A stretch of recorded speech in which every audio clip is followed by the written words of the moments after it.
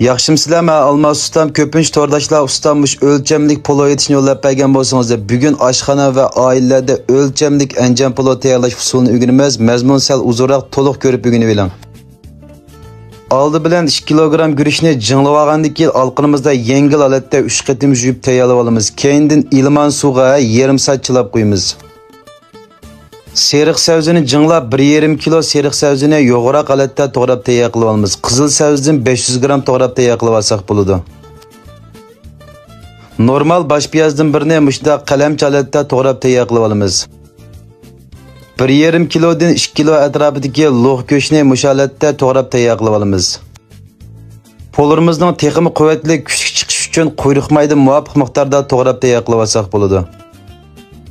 Oldi bilan qozonning qon qizg'andan keyin poloning tangshalgan meyi yoki qichimiyi qo'yib tayyorlab olamiz. May qizg'andan keyin oldi bilan quyruq mayni silib, quyruq mayni birdan mayda ko'ydirib olamiz.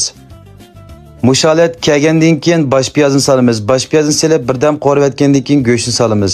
Go'shtni birdan qo'rib etgandan keyin oldi bilan 1,5 qo'shq atrofida tuz silib yutamiz. Tuz silib davomli qo'raymiz. Texmi ko'p to'rdoshlarning foydalanib qolish uchun haqsiz yurak bilan inkas rayonga 8 raqamlarini gullarni yo'llab qo'yinglar. Qo'llash bek oddiy, boshqalar foydalanib qolsin. 5 minut atrofida go'shtni qo'rib olgandan keyin go'shtni suzib eliyotamiz. Go'shtni suzib eliyotgandan keyin tayyor qilib qo'ygan savzini solamiz. Savzini bek o'ttirib qo'rib etmaymiz. 3 minutdan 5 minut atrofida normal qo'rib olsak bo'ladi.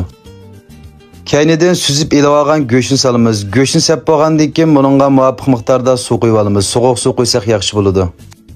Suvni qo'yib olgandan keyin tuvoqning og'zini yopib, suyni birdam qaynatib, suyni pishirib olamiz.